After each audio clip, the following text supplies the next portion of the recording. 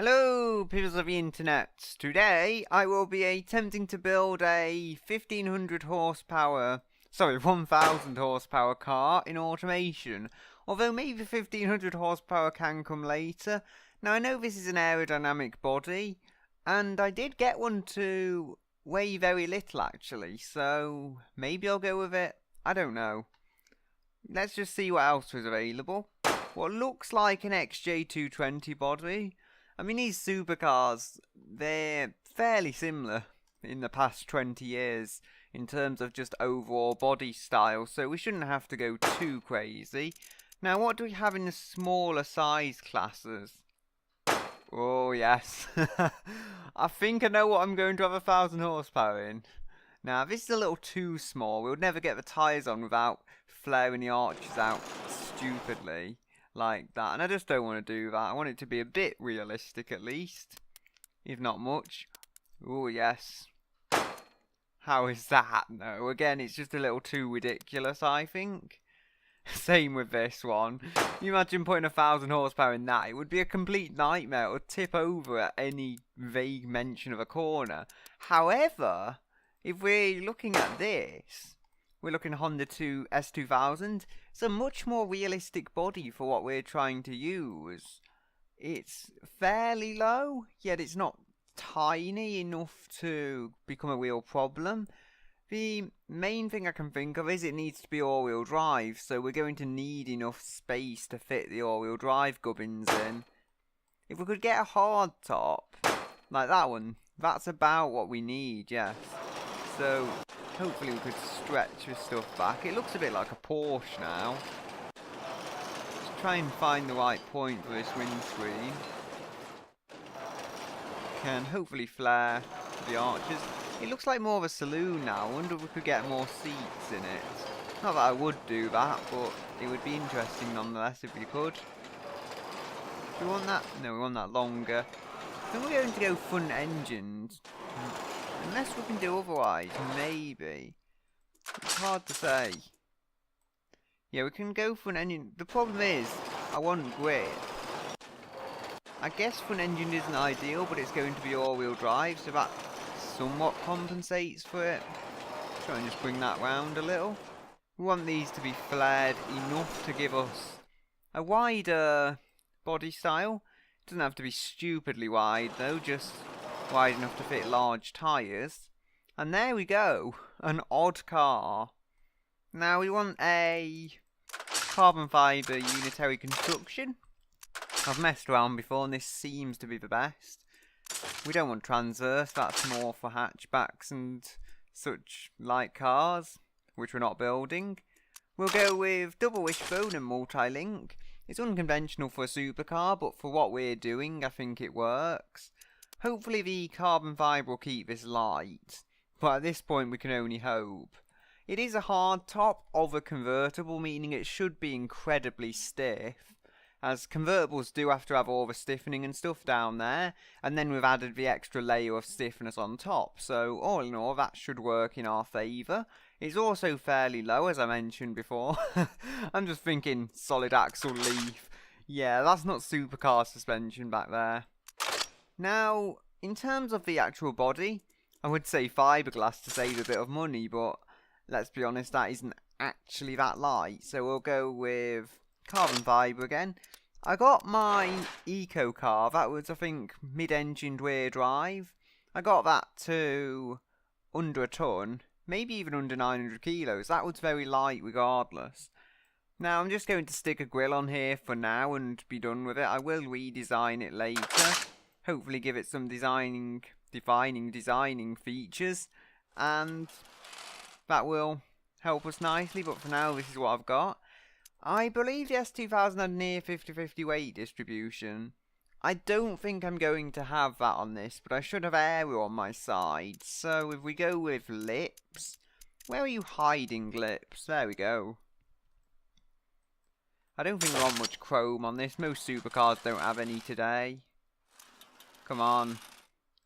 Expand. Yeah, this is being a bit awkward. I'm trying to drag it down. It is moving slowly. It's just taking its time to actually move down the bodywork. And there's our front lip. Not perfect, but it looks okay. Maybe we could get something that's vaguely like pop-up headlights on this. I don't know. Now we want a wing. I'm just thinking Subaru wing right now. Even if it wouldn't technically work. I believe this is the Subaru wing. Ooh. We could do that. It's a crazy, crazy ordeal, but if we want it to be a supercar, well, I think I'll just go for a more typical kind of high performance wing like this one. That should do the trick. It's looking like a modified Honda S2000 though. I guess that's not a good thing for what's supposed to be a very exclusive car. Also, we have a dinner table for a rear wing. It's wider than it should be. It's going to just chop off bits of other people's cars, and we don't really want that to happen. So there we go. That's our start. We don't have door handles, but I could keep going. I've just got the main stuff here we need to get the car working. We're going to go with all-wheel drive. It's not a off-roader, so 4x4 isn't that appropriate for this kind of vehicle. And the engine, oh yes. This is me after all. I think you know what I'm going to do if you've seen my videos before. I'm going to build a 2-point-something litre. I would say 2.5, but I'm not certain. A 2-point-something litre inline 4 turbo.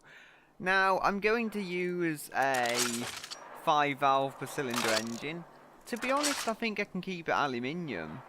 Although, I don't know. The weight difference is more than I thought. I thought the difference would only be 4 kilos. It's a bit more than that.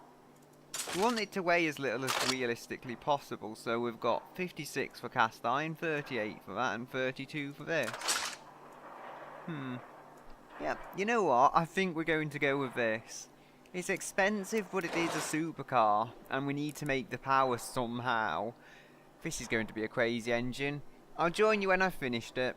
Okay, so I return with an engine. It is not the engine we had before, by any means.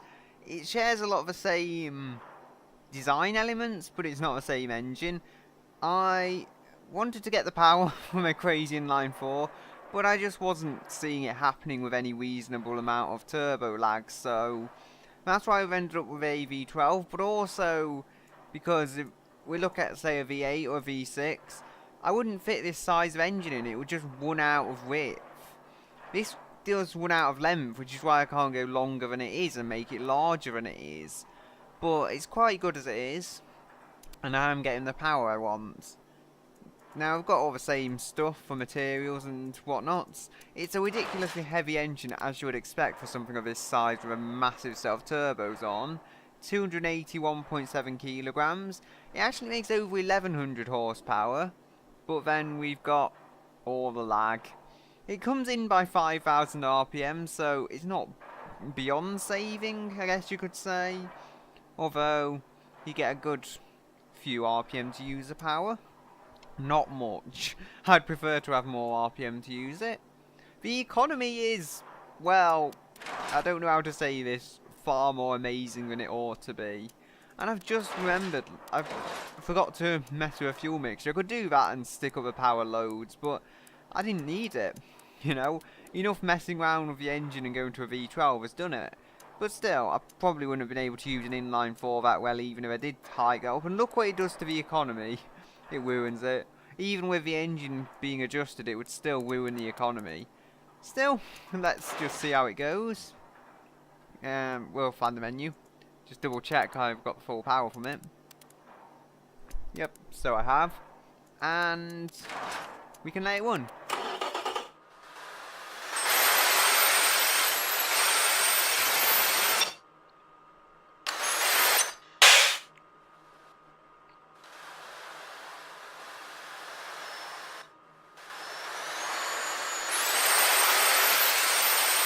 4,500 RPM-ish, the turbo really kicks in. Although, if you're just idling around there, that's probably where the miles per gallon is coming from, because you're not even on the turbos and you're making no power, so I guess you could say it's useful in that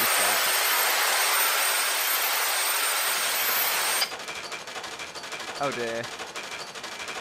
Sounds like a train.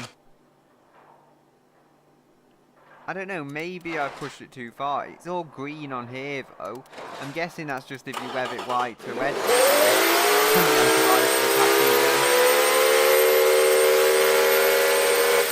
only when you're hitting the red line it goes funny, and not many people are going to be driving it white to the red line, so I should be fine. I did mess with the shape a little in my escapades to make it fit an engine better.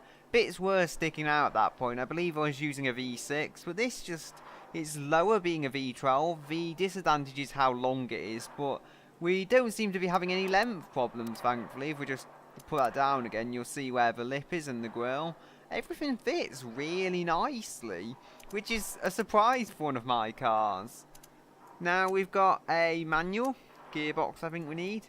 Or actually sequential dual clutch. I think that gives us an automatic and a manual, which you'll want because it's not all the time where you want to drive a crazy vehicle like this and just let yourself shift. Sometimes you just want it to do it itself. The top speed is crazy, even with the aero parts, although I get the feeling that will change. I'm going to hopefully keep the interior and bits more basic so we don't have too much craziness going on. Yeah, it's kind of in a drop-off zone now, but we do need to move on to that later, so we can finally adjust it. But for now, we're having an electric limited slip differential. I think it's the best for grip. Power distribution will look at what we can get. I also think I need to turn the quality up on everything. I've done +5 on the engine because I thought I needed it to get 1000 horsepower. Maybe I didn't, since I did eventually get 1100, which is not bad, but you know, maybe I'll have to hike everyone else up as well to go with that. It's a supercar, so we don't have to cheap out as such like we might on lower end vehicles. And I'm really making this a wide body more than I wanted to, but such must be a wide body because we need grip. How else do I say it? 315s and 285s. Yes. Now that's what I call tyres. Now, we have a V12 wide-body Honda S2000. Not really your typical kind of supercar, or hypercar, I guess, with the power this is outputting. We need semi-slicks to help put the power down. I think we'll go about 53 or 54 rear. Hard to say. No, 55, actually. Push out a bit more power to the rear to help it round corners. I still feel like it'll understeer massively though. Somewhat like a Nissan GTR. Oddly actually, when I use the GTRs in Forza, the older ones, the R32, 3 and 4, they handle beautifully. And the new one just understeers massively. Who knew? We're going with carbon fibre wheels because supercar, for lack of a better reason. And these, although they're 4 lugs, I feel they fit fairly well with the supercar theme. We'll go with 19 inches. It's probably making it hideously uncomfortable, but it's a supercar. Our excuse for everything now. We can fit massive brakes, 400mm, but at 6 pistons, I honestly don't think we'll need them, even on such a powerful car. 350 should do the job. There we go. And on the way, we can have carbon ceramics. We can have 4 pistons at about 275 maybe. Yeah, that should balance out quite nicely. Now, we want a downforce under tray. All the downforce, all the cooling technology.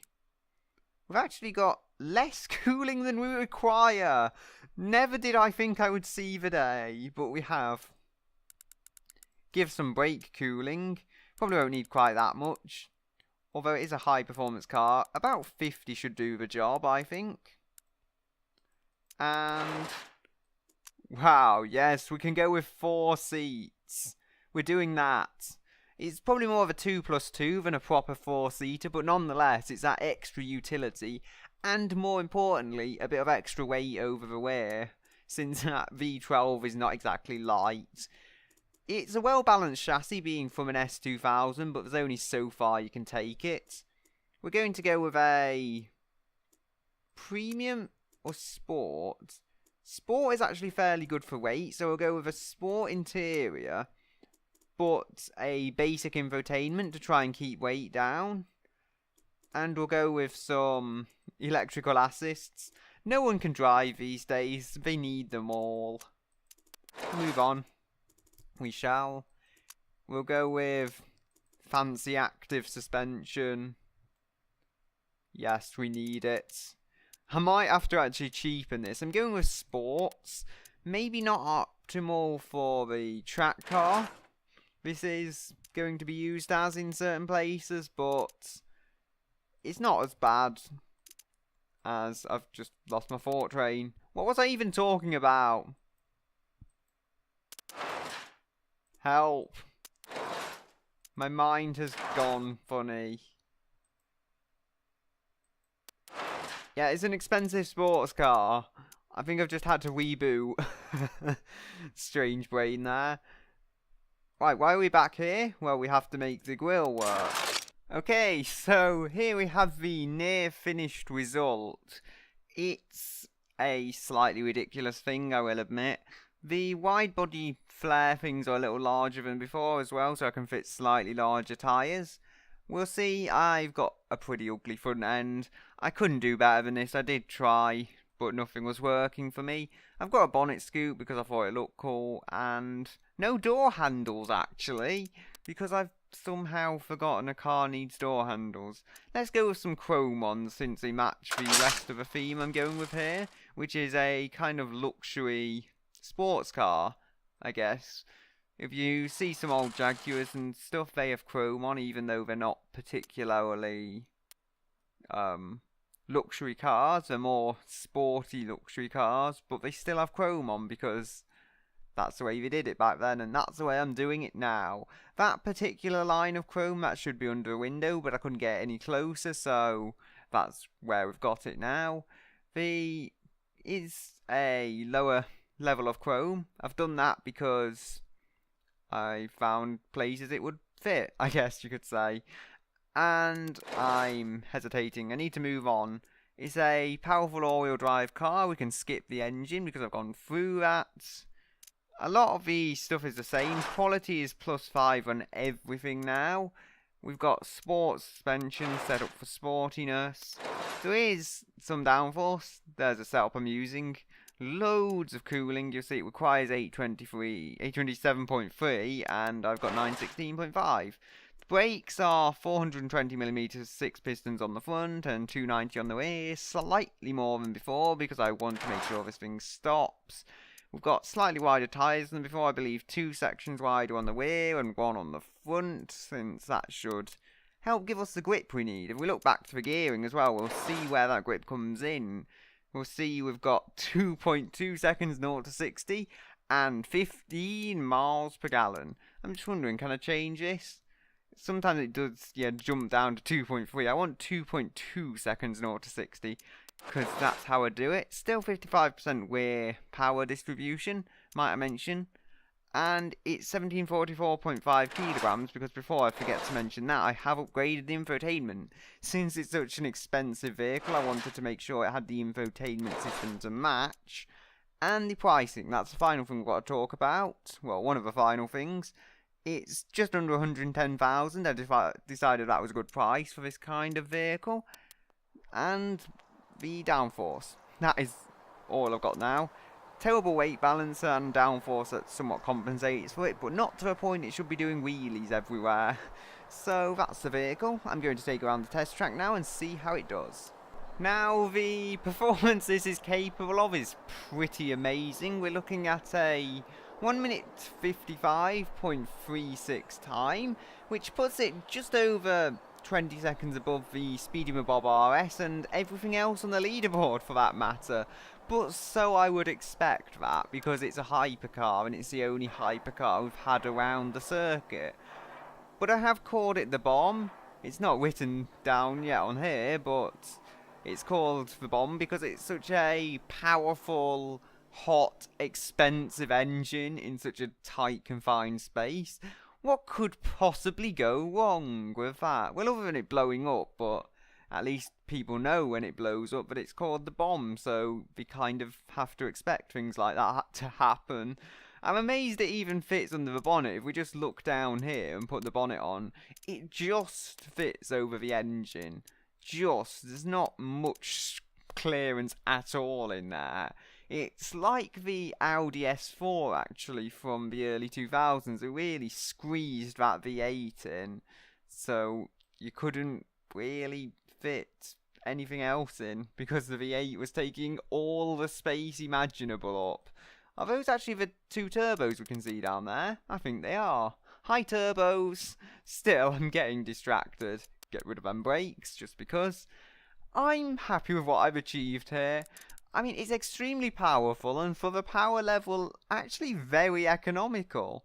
Now, the engine though, as we'll see here, if I do a proper job of it, I can use the fuel mixture to completely annihilate the economy, but get more power out of it without increasing turbo lag. So someday I may use this engine to build a quicker version of the car.